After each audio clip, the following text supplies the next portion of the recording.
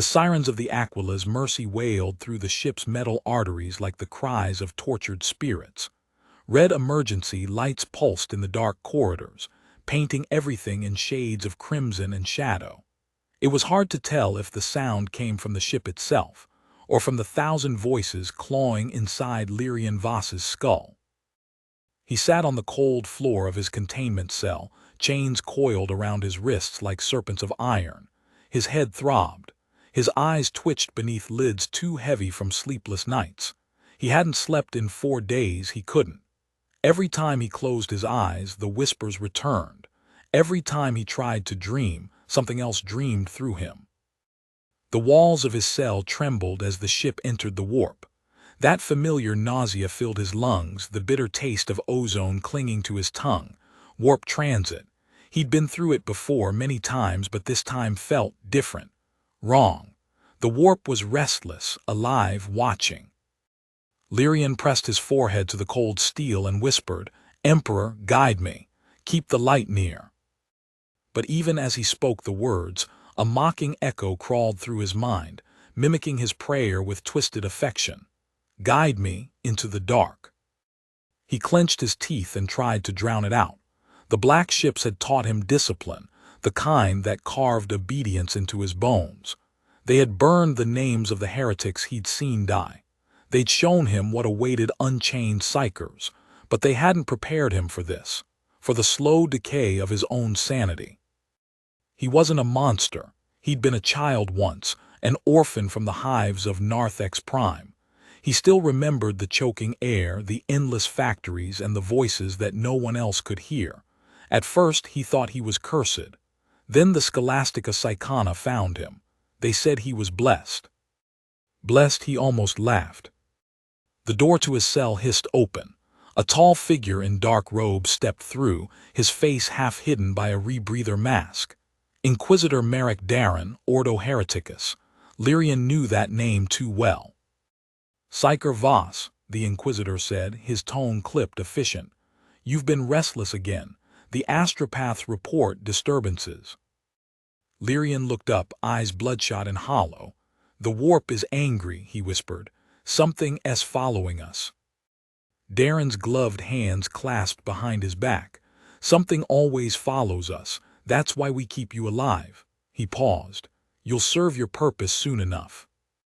The cell lights flickered. For a moment, Lyrian saw a second face in place of Darren's, something shifting, rippling behind the flesh, something smiling. When the light steadied, Darren looked normal again. The Inquisitor leaned closer. "We're approaching a derelict ship in the Manville Point. No life signs, no Vox, no warp signature. Command believes it to be a lost Imperial vessel. You will aid the boarding team." Lyrian's heart sank. "The warp there is poisoned," he said, shaking his head. "You can't send men into it." Darren's eyes narrowed. "You'll do as ordered, or I'll have your mind silenced permanently." Lyrian's lips parted, but no words came. He'd seen that silence before, the quick flicker of the bolt pistol, the sound of skull and brain scattering across sanctified metal. He swallowed the lump in his throat and nodded. When Darren left, the cell grew quiet again. Only the hum of the ship and the faint beating of Lyrian's heart filled the space. He closed his eyes. For a moment, he thought he felt peace. Then a whisper, not from the ship, not from the Inquisitor, but from within. "You will see what the Emperor hides from you." Hours later, the boarding teams prepared. The derelict loomed ahead on the Auspex screens, an Imperial vessel, once glorious, now draped in the corpses of its own banners. The hull was fractured, covered in strange frost that pulsed faintly with colorless light. Lyrian stood in the hangar, flanked by guards in full carapace armor. Their rifles remained trained on him, even as the storm of static drowned out Vox communications. "Ready the shuttle," Darren's voice boomed over the comms. "We move now." As they descended toward the derelict, the warp around them churned like an ocean in storm. Lyrian could feel its hunger pressing against his skull. The veil was thin here, too thin. When they landed, the airlock opened with a groan that sounded like something alive. The ship's corridors were dark, walls slick with condensation and blood frozen in elegant spirals. Acolyte Jaren whispered, "Emperor, protect us." "Silence," Darren hissed. They moved forward in formation, lasguns ready. Lyrian followed behind, chains dragging softly across the deck. Every step echoed into the darkness. He could feel eyes watching them. The ship was empty, yet not. The air vibrated with an invisible heartbeat. And then he saw it, a smear of light at the end of the corridor shifting like smoke. He stopped. "Don't go further," he said suddenly. "It's not real." "Explain," Darren demanded. "It's a memory," Lyrian said, voice trembling. "The ship remembers. It's showing us what it saw before it died." Before anyone could respond, the corridor twisted. The lights flickered. The walls seemed to breathe. And for a moment, reality itself melted into nightmare. They stood no longer on metal flooring but upon a sea of eyes, thousands of them blinking, whispering. Lyrian's mind cracked. He screamed, clutching his head as the warp surged through him. Bolts of raw psychic lightning tore through the corridor, striking the walls and searing the flesh of nearby soldiers. 2 guards fell instantly, their armor melted into their bones. "Control him," Darren roared. Lyrian didn't hear him. The voices were too loud now. They poured through his mind, each one fighting for control. "You see now, child, the Emperor cannot save you here." He fell to his knees, blood dripping from his nose. The ship trembled again, and suddenly the illusions vanished. Only the burnt corpses of the soldiers remained. Smoke coiled lazily toward the ceiling. Darren approached slowly, his pistol drawn. "If you do that again, I'll end you." Lyrian couldn't even respond. He just stared into the dark. Because there, at the edge of his vision, he saw something move. A silhouette of impossible shape, long-limbed and shifting, its form wrapped in fragments of light and shadow. It looked at him, and in that gaze he understood that whatever this presence was, it had been waiting for him. That night, as the survivors of the boarding team made camp within the derelict's chapel, Lyrian sat alone near the flickering candles of the altar. The statues of saints had cracked, their faces warped into sorrow.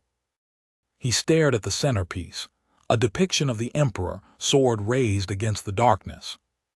"Why am I still alive?" Lyrian whispered. And the answer came, soft and cold, curling like smoke inside his thoughts. "Because death is mercy." He shuddered. The voice wasn't his own. It was older, deeper, almost beautiful. He could feel it probing his memories, his training, his pain, his moments of faith. "Who are you?" he asked aloud. "A reflection of what you could be," it whispered.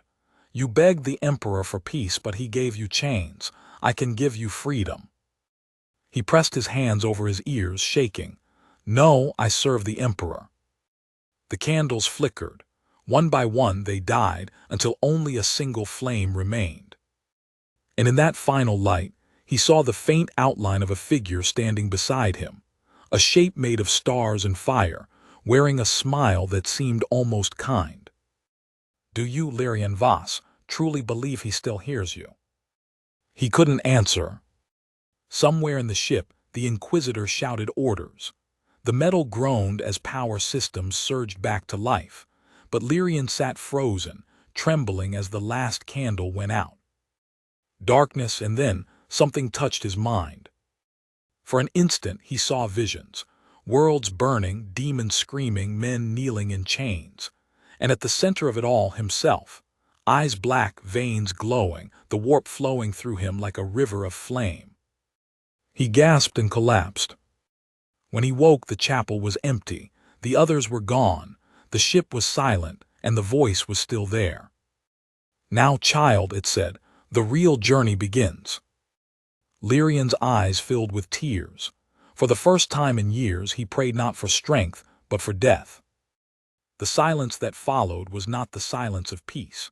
It was the silence before a storm, thick, oppressive, and aware. Lyrian Voss woke on the cold chapel floor, his body shivering though the air around him burned faintly with residual psychic energy. The smell of scorched incense and old blood mingled into something metallic, something that reminded him of the training halls in Terra's shadow, those dim sanctuaries where broken psychers prayed to never hear voices again. But the voices had never left him. He rose slowly. His wrists trembled against the weight of the chains, and as he did, he noticed the candles had relit themselves. Each flame burned blue now, not gold, and in the blue light shadows moved, shadows that didn't belong to him. Where are the others?" His voice cracked. No answer came, only the hum of the ship. He reached for his earbead, though he doubted it would work. "Inquisitor Darren, this is Psyker Voss. Respond. Do you read me?"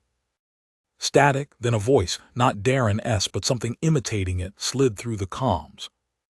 "We read you, Lyrian. Come to us. The Emperor calls." His throat tightened.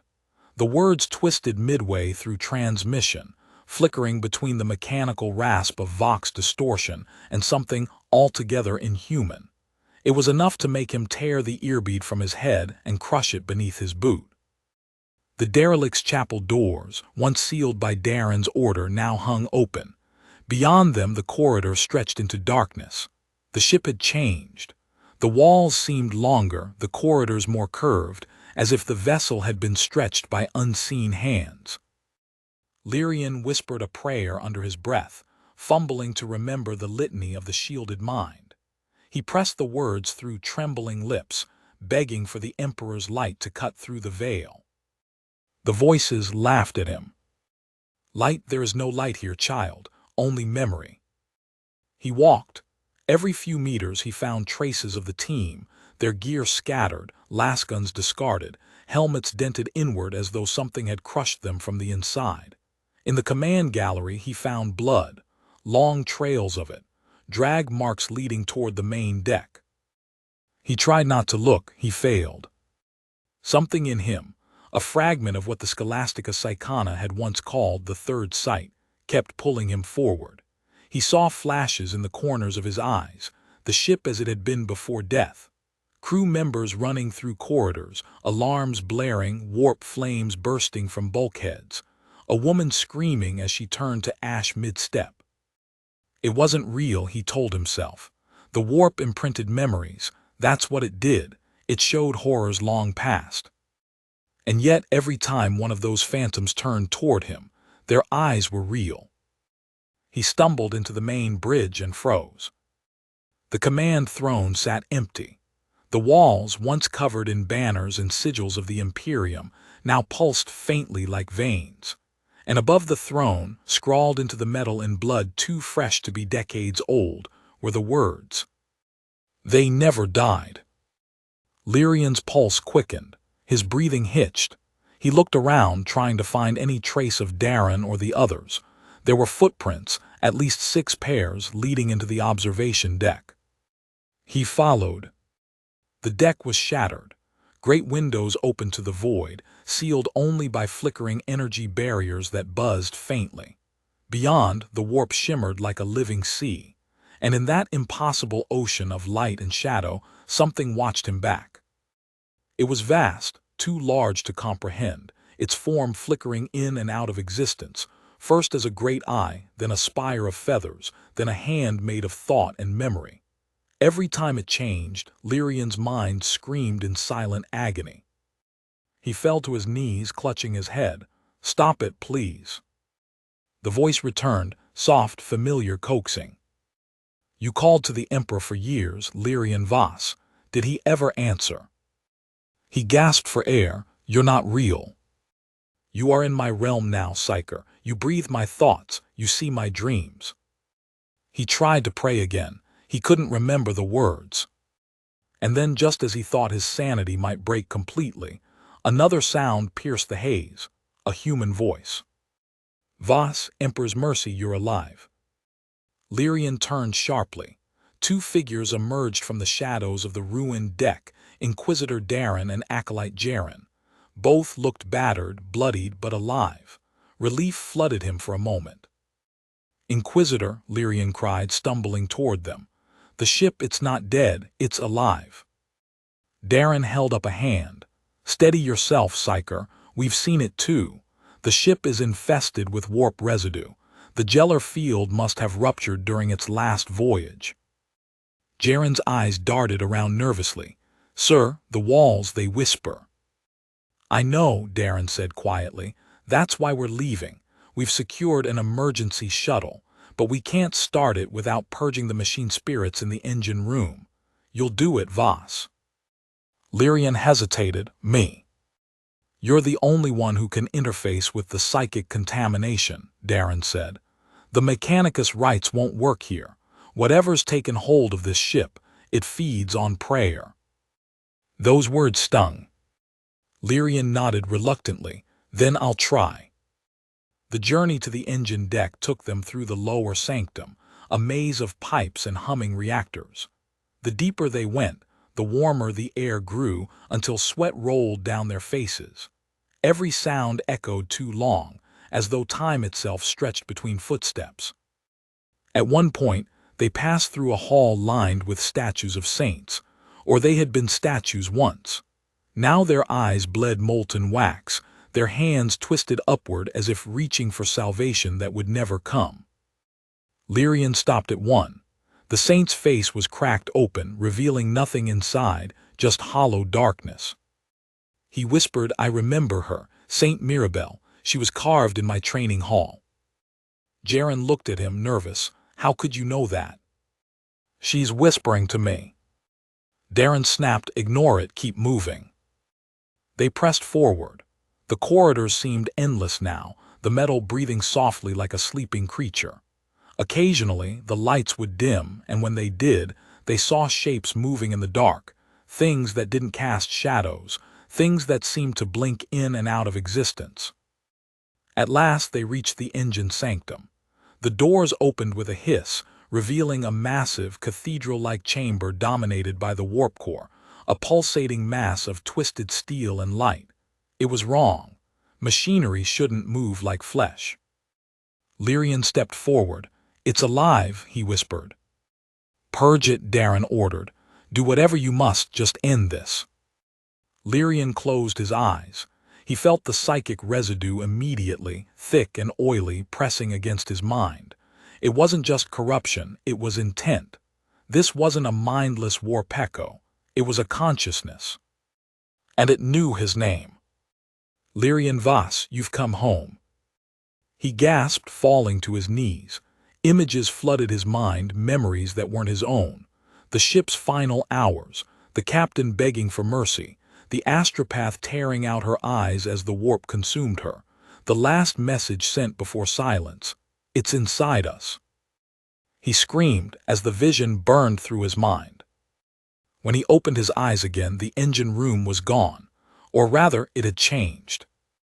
He stood now in a void of swirling color. The warp itself.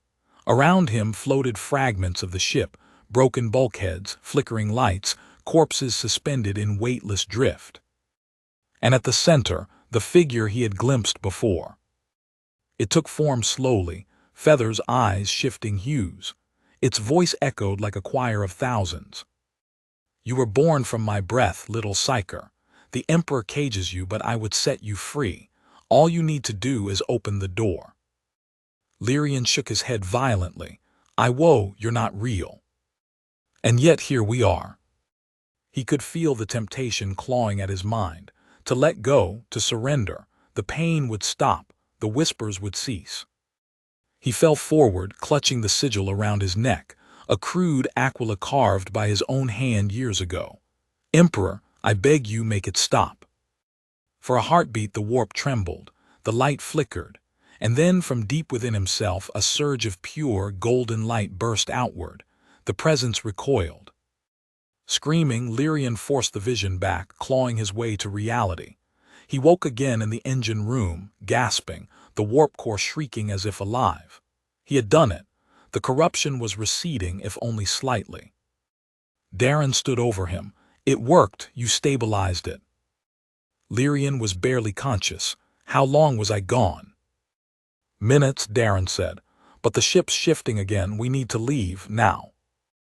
They turned toward the exit, but the doors were gone. Where metal once stood, there was now only flesh, pulsing, breathing, glistening with blood. Jaren screamed. The Inquisitor fired his bolt pistol, but the round sank into the living wall as though into water. A heartbeat later, something reached out from within the wall, thin, elongated fingers made of shadow and bone, and dragged Jaren screaming into the darkness. "Jaren!" Darren shouted, firing again. The wall sealed shut. Lyrian's mind broke open in a psychic scream that echoed through the ship. The warp responded instantly, flooding into reality, twisting the corridors, tearing through the hull like claws through silk. The Inquisitor grabbed Lyrian's shoulder. "Hold it together, we can still make it out." But Lyrian's eyes were distant now. The voice had returned, louder than ever. "Do you see now, little vessel? There is no escape. You were born to channel me." He trembled violently. The air around him shimmered with psychic heat. Darren stepped back, raising his weapon, but it was too late. A shockwave of raw warp energy exploded outward, tearing through the sanctum. Machinery melted, the core screamed, and reality shattered like glass. The last thing Lyrian saw before losing consciousness was Darren's silhouette, drawn upward into the void, his screams lost to the storm. Then only silence. When Lyrian woke again, the ship was quiet. He lay amid twisted metal and ash. The chains on his wrists were gone. His robes were scorched, his body burned, but somehow he was alive. He staggered to his feet. The corridors were different again, no longer warped but still wrong, too empty. As he walked, the voice followed, not taunting now but gentle. "You fought me, and yet you still stand. Do you not wonder why?" He said nothing. "Because you are chosen, Lyrian Voss, a bridge between man and the infinite. You begged for death once, but death will not take you." He kept walking, ignoring it, even as tears blurred his vision. Every door he opened led back to the same corridor. Every prayer he whispered echoed into nothing. The ship had become a maze, a cage not of steel, but of his own making. At last he sank to his knees, trembling. "Please," he whispered, "if I am damned, then let it end." The voice laughed softly, like silk tearing. "End? No, you have only begun." And from the shadows of the corridor, something began to step forward. A familiar figure. Inquisitor Darren, eyes gone black, flesh burned, smile stretched too wide. "Lyrian," he said in a voice that wasn't his own, "the Emperor abandoned you long ago." Lyrian backed away, heart pounding.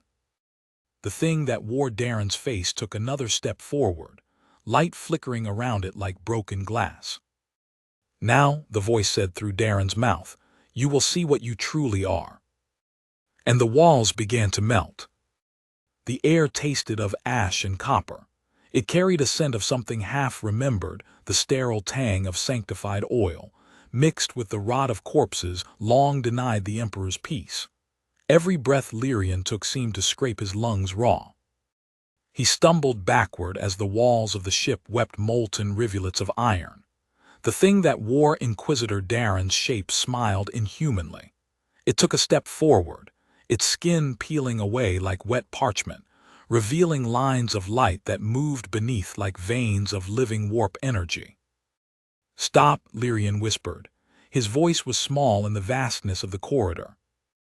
The creature tilted its head, the gesture eerily human. "Do you still think your words carry meaning here?" Its voice rippled with undertones that didn't belong, echoes of other beings, other voices, all layered together. "Darren is dead," Lyrian said. "You're just wearing him." The creature laughed softly, a sound like glass being crushed in slow motion. "We are all what we wear, Psyker. Flesh is merely a robe. Thought is the truth beneath." As it spoke, the lights flickered, and the walls seemed to bend toward them like curious spectators. Lyrian could feel the psychic pressure building, that familiar hum of power beneath his skin that threatened to split him open if he lost control. "I won't listen," he whispered to himself. "I won't let it in again." The creature's smile widened. You already have. Lyrian's vision fractured. The corridor around him dissolved into flashes of memory or madness. He saw the black ships again, rows of children weeping as the Psyker seekers read their minds. He saw his own younger self kneeling before the robed confessors of the Scholastica Psychana, begging for release. Then in a heartbeat, he saw Darren, real Darren, the day he had found him in the ruins of Narthex Prime. He'd saved Lyrian's life. He promised the Emperor had a plan for him. That memory twisted like a blade. "Get out of my head," Lyrian screamed, throwing out his hand.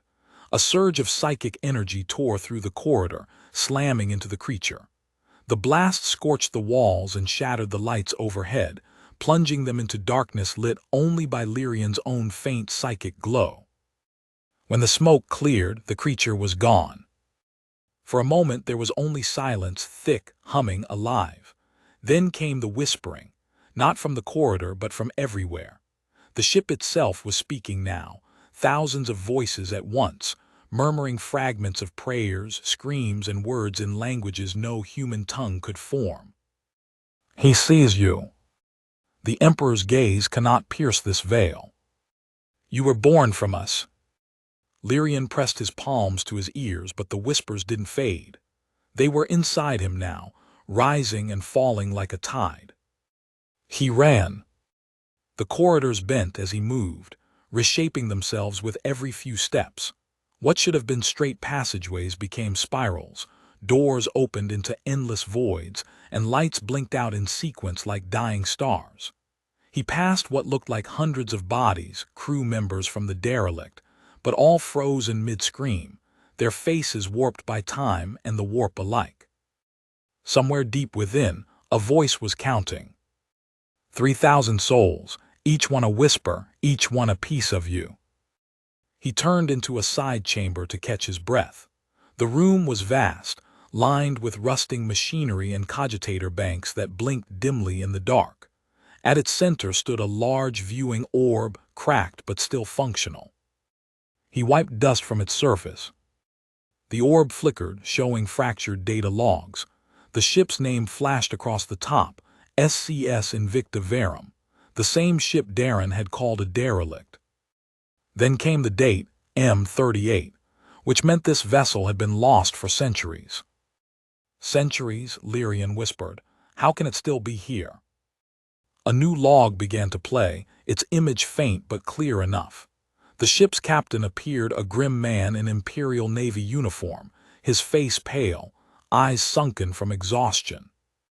"Captain Sora's Dinar final log," the recording said. "The Gellar field collapsed during warp transition. The astropath chorus has been consumed. We attempted emergency translation to real space, but something came with us. The crew are." The feed cut to static. Lyrian's heartbeat quickened. He struck the orb's panel again. The image returned, faintly distorted. "I hear them in the walls now. They tell me the Emperor forgives us. They tell me death is only a door, but I don't believe it. I saw what came through. I saw his face. It wasn't mercy." Then the screen went black. Lyrian stood in silence, his breath trembling. He could feel eyes on him again, though he knew there was nothing there. He turned slowly. In the doorway stood the figure of a woman, her body faintly transparent. She wore a ship officer's uniform, her hair floating as though underwater. Her eyes glowed faintly blue. "Captain Dinar?" Lyrian asked, though he knew the truth before he finished saying it. She smiled sadly. "He died first. We all did, but the warp doesn't release its children easily." He swallowed. "You're a ghost." She tilted her head. "A fragment. The ship remembers us." The ghost approached, her voice lowering. "It remembers you too." Lyrian backed away. "That's impossible." "Is it?" she said softly. "How else did you find us? How else did your ship come here out of all the void?" He wanted to deny it, but he couldn't. Deep in his bones, he felt the connection. The warp didn't move randomly. It called. It chose. The ghost reached out her hand. We tried to resist it, you still can." Her touch was cold and filled with sorrow, and for an instant he saw her death. The engine room tearing open, the void swallowing them whole, the warp flame devouring their souls until nothing was left but the memory of pain. He staggered backward screaming. When he looked up again, she was gone. He found himself once more wandering through the ship's main corridor. It felt different now. The walls were quieter. The whispers had softened, turning almost musical. Somewhere, a soft light pulsed gold, faint like a heartbeat. Lyrian followed it. It led him to the ship's sanctum, where once crew would gather to pray. Most of the icons were shattered, but one remained untouched, the statue of the Emperor, its stone eyes weeping light instead of tears. Lyrian fell to his knees before it. For the first time since the horror began, he felt something holy. He whispered, "My Emperor, if you hear me, please, show me what to do." Silence. Then the light brightened. He heard a different voice this time, not the warped mockery of the whispers, but something calmer, colder, a human voice. Still begging. Lyrian turned sharply. At the far end of the sanctum stood Darren, or what was left of him. His armor hung in tatters, his rebreather gone. One of his eyes glowed faintly with warp energy, while the other remained human, flickering with hate and confusion. "You should be dead," Lyrian said. "I was," Darren answered. "Then you pulled me back." Lyrian's throat tightened. "That's not possible." "Oh, it's possible," Darren said, stepping closer. "When you lost control in the engine sanctum, you opened a door between here and there. You dragged me through with it."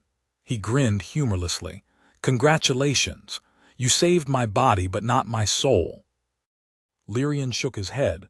"I can fix this, I can." "Fix this," Darren laughed bitterly. "There's no fixing the warp. You don't control it, Voss. It controls you. You think you're its prisoner, but you've been its willing servant from the start." "No," Lyrian cried. "Do you know why I chose you for this mission?" Darren's voice dropped, dark and low. "Because I saw what you were. I saw the same corruption in your soul that I've seen in demons. You don't beg for death because you fear the warp, Psyker. You beg because you belong to it." Lyrian took a step back, shaking his head violently. "You're lying." Darren smiled grimly. "Then look." He raised his hand, and the sanctum dissolved into light. Suddenly, Lyrian was standing somewhere else, the black ship again, but not as he remembered. Rows of Psykers sat chained in silence. The air was thick with incense, and in the center of the chamber, a young boy screamed as golden light poured from his eyes. Lyrian recognized him. It was himself. The boy writhed, and from his mouth came not words, but a single, burning cry, a name that was not human. The sound alone split the air and shattered the minds of those nearby. Darren's voice echoed through the vision. "You opened your first warp breach before you were 10. The Scholastica sealed your memories of it, but the scar remained. That's why they sent you to me. You weren't meant to be cured, Lyrian. You were meant to be used." The scene flickered, turning to blood and flame. Lyrian fell to his knees, clutching his head. No, that's not me. I was chosen by the Emperor, I was." "Chosen?" Darren sneered. "You were cursed." He reached forward, gripping Lyrian's chin with his gloved hand. "Do you know what you are now?" Lyrian's voice broke. "What?" "You are the ship." And as those words sank in, the sanctum dissolved completely. Lyrian stood not within walls, but within a vast expanse of darkness filled with lights, each light a memory, each one a soul. They moved around him like stars in orbit, whispering, singing, crying. The hull of the ship pulsed faintly in rhythm with his heartbeat. He felt it then, the truth. Every life that had died aboard this vessel was part of him now. Bound, fused, their thoughts echoing through his. He wasn't just haunted, he was their vessel. He screamed, the sound shaking the void. The whispers turned to wails, the stars dimmed, the warp around him trembled. Darren's figure began to fade. His final words echoed, hollow and grim. You wanted to die, Lyrian Voss, but death doesn't come for saints of the warp. And then he was gone. Lyrian collapsed.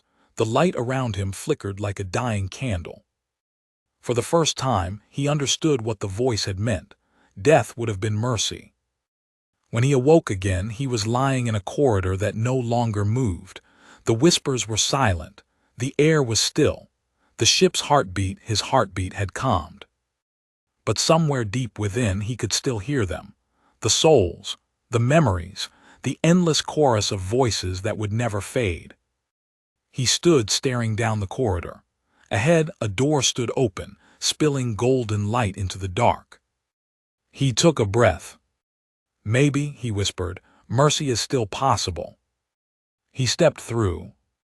The light ahead wasn't like any lumen that ever burned in a ship of the Imperium. It had weight. It pressed against Lyrian's skin as though it wanted to enter him, to fill the hollows of his mind. Every step toward that brightness made his heart beat faster. He could almost convince himself it was holy, the Emperor's grace spilling into the dead corridors of the Invicta Verum. He wanted to believe that. He walked slowly, boots echoing on the metal deck. The ship seemed to have fallen still, as if it were holding its breath. The corridor ended in a vast circular hatch carved with the twin-headed eagle. The Aquila's wings were charred black, its eyes melted away. The golden light bled from the cracks between the plates. Lyrian reached out. His fingers brushed the scorched metal, and the hatch opened on its own. Inside stretched a chamber unlike anything he had seen. The walls were no longer steel but translucent crystal, pulsing faintly with veins of light. Machinery floated in midair, fragments of cogitator cores and reactor coils suspended as if gravity had forgotten them. In the center hovered a sphere, a heart of molten gold, beating softly. Each pulse sent a tremor through the deck, as though the ship itself were breathing again. He knew without needing to be told. This was the ship's soul, the point where its dying machine spirit touched the warp. And it was awake. He stepped closer. The air shimmered. Heat rippled from the sphere, carrying whispers not made by tongues. They spoke directly into his thoughts. Child of light, you came back. He froze. What are you? What you were, what you will become. We are the echo that remembers. He shook his head. No, you're just residue, warp corruption feeding on what's left of the reactor. The sphere pulsed brighter as if amused.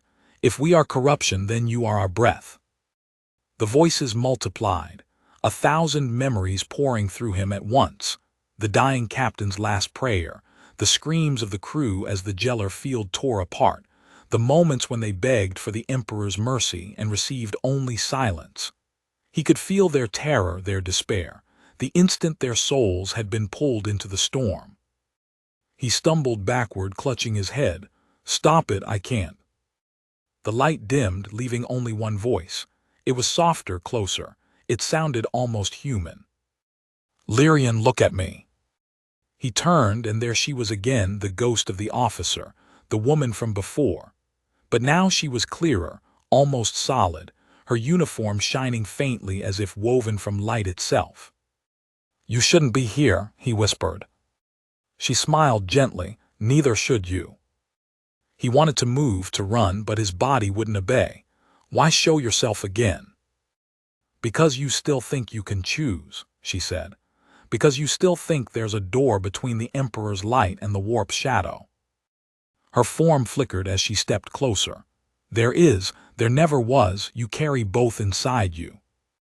Lyrian's throat felt dry. I don't understand. You will. She raised a hand and touched his chest. The instant she did, the chamber vanished. He was standing in open space, the ship floating before him like a broken cathedral adrift in a sea of color. He saw the warp around it, a storm of light and fire stretching endlessly. Within that storm were shapes, massive, indescribable, glimpsed only in fragments. Eyes the size of moons, wings of living flame, faces that changed faster than thought. The ghost's voice whispered in his ear. Every psyker touches the warp, most drown. You learn to breathe it. That is your curse and your gift. He stared at the storm, awe and terror mixing in equal measure. If this is the warp, then where is the Emperor's light? She turned to him, her expression unreadable. Look closer. He did, and deep within the chaos he saw it, a golden radiance, pure and distant, like a sun glimpsed through smoke. It was there, but faint, fragile, surrounded by the vastness of shadow. He whispered, "He's still there." The ghost nodded. "Always, but his light doesn't reach everywhere. It's carried by those who remember him." She looked into his eyes. "By you." Her words struck him harder than any blade. "Me? I'm not. I've done terrible things. I killed them in the corridor. I unleashed the warp." "You kept the voices from consuming you," she said. "That alone is a kind of faith." The scene around them shuddered. The ship's image blurred. "You must go back," she said urgently. "Something is coming. The gate you opened when you stabilized the reactor, it hasn't closed. If it reaches real space." The rest of her sentence dissolved in a scream. The warp storm flared, and the light devoured her. Lyrian cried out and fell backward into the void. The world shattered. He hit metal hard. When he opened his eyes, he was lying on the chamber floor again. The golden sphere was pulsing violently now, light bursting from cracks that weren't there before. The entire room vibrated. A voice thundered through the ship, deeper, older, filled with triumph. "At last, the vessel remembers its maker." Lyrian staggered to his feet. "Show yourself." The light flared, blinding him. When it faded, a figure stood where the sphere had been, tall, robed in colors that shifted between blue and gold, its face hidden behind a mask of fire. It wasn't flesh, it was thought-given shape. He knew that presence. He felt it since the first whisper aboard the ship. "You," he breathed. "Yes," the figure said. Its voice carried 1,000 echoes. "You gave me passage through your fear. I wore your doubt, fed on your pain. You called for death, but you never understood what you were asking. What are you?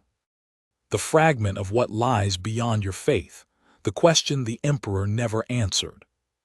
He backed away. "You're a demon. A word for what your kind cannot name." It raised one hand and the air thickened, shimmering like molten glass. "This ship was my cradle. You are my door. Together we can end the silence between gods and men." Lyrian shook his head violently. "No, you used them, the crew, Darren, all of them. They were echoes. You are alive, that makes you perfect." The demon's hand extended. "Let go, Lyrian Voss. There is no sin in truth." He could feel it inside his mind, pulling at the deepest wounds, the moments of guilt and loss. It showed him the faces of those he had killed when his power went out of control, the orphans he'd accidentally burned during training, the comrades who had feared him more than they loved him. He felt his defenses crumble. "If the Emperor truly loved you," the demon whispered, "why did he make you like this?" Lyrian closed his eyes. He thought of the black ship again, the endless corridors filled with children who never came back, the priests who told them their pain was service, that their deaths fed the Imperium. He had believed it once. He wanted to believe it still. "Because even in the dark," he whispered, "we still serve." He reached for the broken aquila around his neck. The tiny relic was cracked, its edges sharp. He pressed it into his palm until blood welled between his fingers. The demon hesitated. "You think that trinket will save you?" "No," he said quietly, "but faith isn't a trinket." And then he let go. Not of hope, but of fear. The psychic storm that erupted was silent at first, a wave of pure will radiating outward. The demon's form flickered, its colors dimming. Lyrian's blood hissed where it touched the air, each drop turning into motes of gold. The ship screamed, a sound of metal and spirit intertwined. The demon howled, its voice fracturing into countless tones. "You can't kill me, you are me. Lyrian stepped forward through the storm, every pulse of power burning through his veins. Maybe, but I can still choose who I serve. He thrust both hands into the golden light at the demon's core. Pain unlike anything he'd known tore through him. The world dissolved into fire and lightning. When the light faded, he was alone again. The chamber was dark. The golden sphere was gone. The ship was silent. He fell to his knees, smoke rising from his skin. His body was failing, he could feel it. The psychic backlash had shredded his nerves, but the voices, the endless chorus, were gone. He whispered hoarsely, "Is it over?" From somewhere deep within the hull, a sound answered, a heartbeat, faint but steady. The ship was alive, but it was different now. The oppressive weight of the warp had lifted.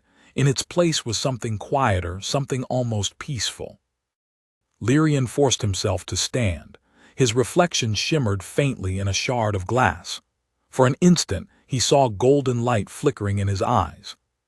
He looked away. "I'm not your weapon anymore," he said softly. The corridor behind him opened of its own accord. Light spilled down it, not golden this time, but white, the clean, sterile glow of lumen panels coming back online. The Invicta Verum was waking up. He limped toward the exit. Hours or minutes, time had no meaning here, passed before he reached the hangar bay. The shuttles were gone, the wreckage silent. Only one remained, a small, rusted craft half buried under debris. He climbed inside. The cockpit flickered to life, ancient systems whining in protest. A voice crackled through the vox. "Psyker Voss," it said.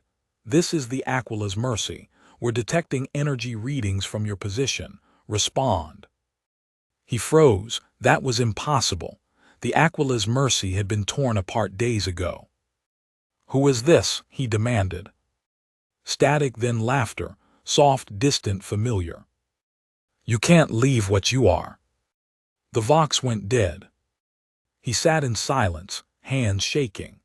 The golden light flickered once more through the shattered windows, pulsing gently like a heart. Maybe the demon was gone, maybe it was. But the choice to keep walking, that was still his. He started the engines. The shuttle lifted, breaking free of the derelict's grasp. Through the cracked viewport, he saw the Invicta Verum shrink behind him, drifting quietly in the void like a tomb finally at peace. He didn't look back again. When the warp finally released him, the stars of real space opened before him. His astropathic senses felt muted, scarred, but he could still hear faint signals, the songs of Imperial beacons calling across the void. He smiled weakly. "Home," he whispered. But then the sensors flashed red. Something else was coming through the warp gate he'd sealed. A flicker of light, golden and blue, stretching like a hand toward his ship. He gripped the controls tighter. Not again. The light reached him. It didn't burn. It simply touched the hull, and for a moment he heard a voice, quiet, almost kind. "We are not done yet, Lyrian Voss." Then it was gone. He sat in silence, the stars reflected in his weary eyes. For the first time in years, the voices were silent, and he didn't know if that was peace or the beginning of something worse. He whispered a prayer, not to be saved but to be forgiven. And somewhere beyond the void, something answered. The shuttle drifted into the gravity well of an Imperial frigate. Through the cracked viewport, Lyrian saw its massive hull gleaming with purity seals and crimson wax. The words Ordo Hereticus burned into the side. The Aquila's mercy, or perhaps a ship bearing its name, had found him after all. The irony wasn't lost on him. He sat motionless as docking clamps seized the shuttle. His knuckles were white around the flight stick, every muscle in his body tense. He could feel the ship's machine spirit pressing against his thoughts, scanning him. Somewhere deep within the frigate, a choir of sanctioned psychers was already touching his mind. "They'll know what you've done." The whisper wasn't his own voice. It was faint, buried beneath layers of static, but it was there. He ignored it. As the airlock cycled open, light poured into the cabin, harsh, sterile, unforgiving. Bolter muzzles met him before faces did. "By order of Inquisitor Ardent Vex, you are under Imperial custody," a voice barked. "Identify yourself." Lyrian raised his hand slowly. Psyker Lyrian Voss, attached to the Invicta Verum reconnaissance detail. The soldiers exchanged looks. One of them muttered, "That ship's been missing for 2 years." Lyrian frowned. "That's not possible." "I don't want this," he shouted. "I just wanted peace." The golden radiance filled the room, spilling through cracks in reality. Screams echoed from the corridor beyond. The Inquisitor's soldiers collapsed as the pressure crushed their minds. Through the chaos, Vex's voice remained calm. "Contain him." The Sister of Silence lunged forward. Her hand touched his temple, and in an instant the light died. Lyrian collapsed unconscious. When he awoke, everything was different. The silence after warp travel was never true silence. Even when a ship drifted in real space, the hull still groaned, the engines hummed with dormant heat, and the faint crackle of static filled the air like the heartbeat of a dying god. Yet aboard the ruined Aquila's Mercy, all was still. The quiet was total, absolute, the kind of quiet that felt like a question waiting for an answer. Lyrian Voss opened his eyes. The world swam into focus slowly, like a dream surfacing from darkness. He lay in the middle of a shattered containment cell. The null fields were gone. The air was heavy with the scent of burnt ozone and incense. His fingers twitched, brushing against the edge of a broken purity seal. The wax melted into unreadable streaks. He sat up. Every movement was pain, not sharp, but deep, as if the bones of his soul had been rearranged. His skin was scorched, his veins faintly glowing beneath the surface like molten gold cooling after a forge. For a moment he didn't breathe, he simply listened. Nothing, no whispers, no voices, no echo of the demon's laughter. The silence was real this time. He almost wept. But then a different sound reached him, the faint scrape of boots on metal. He turned his head sharply, eyes adjusting to the dim lumen flicker at the far end of the corridor. Shapes moved there, human shapes. "Hold position," a voice ordered. "I'm reading life signs."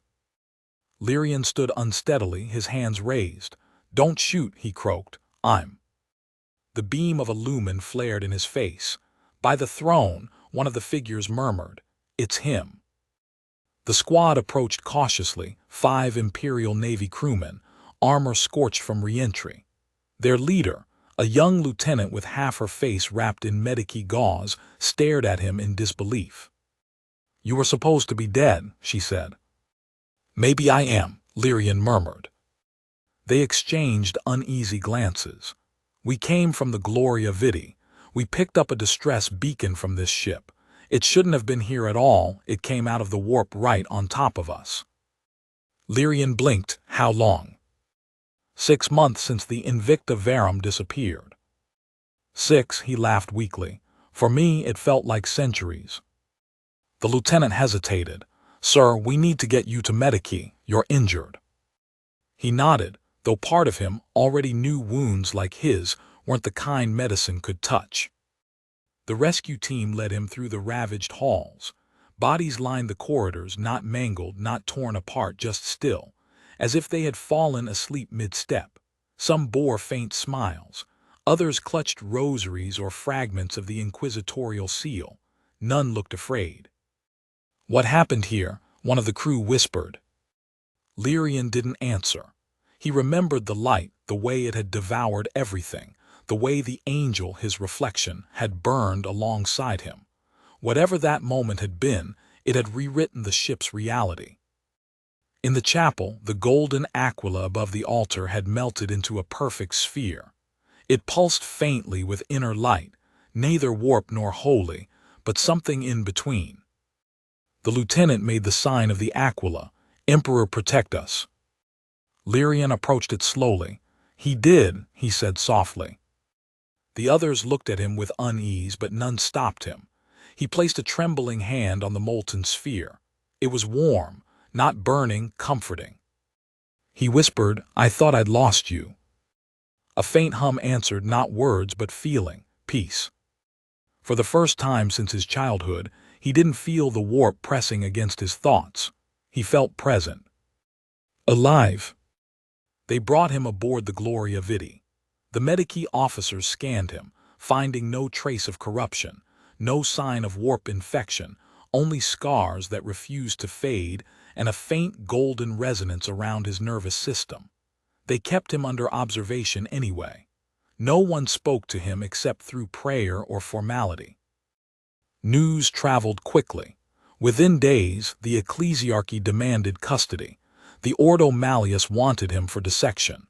The Astra Telepathica wanted him returned to Terra for evaluation. But the Gloria Vidi's captain, an old man named Halbrecht, delayed them. "He's human," the captain told the envoy, "and he's under my protection until the Emperor himself says otherwise." It was a bold defiance, dangerous, admirable. Lyrian thanked him, though he wasn't sure the man understood what he was protecting. At night, Lyrian sat by the viewing ports and watched the stars drift. He didn't meditate. He didn't pray. He simply listened. Once he thought he heard faint singing, the echoes of the Aquila's Mercy's lost choir, perhaps, or the lingering resonance of the warp storm.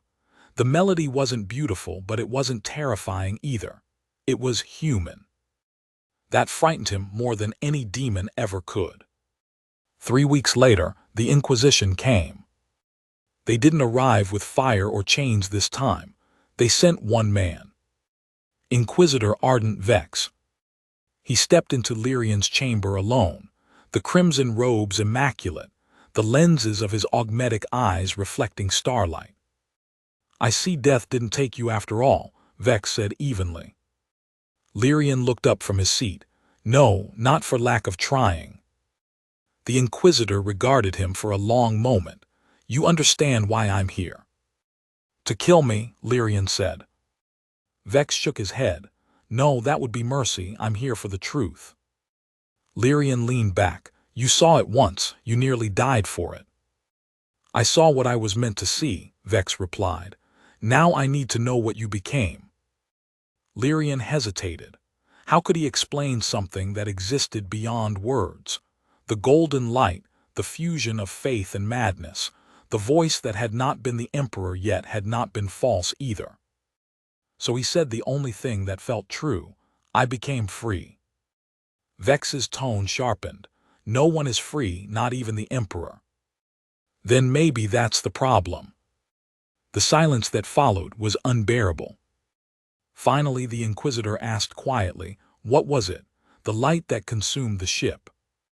Lyrian's eyes unfocused.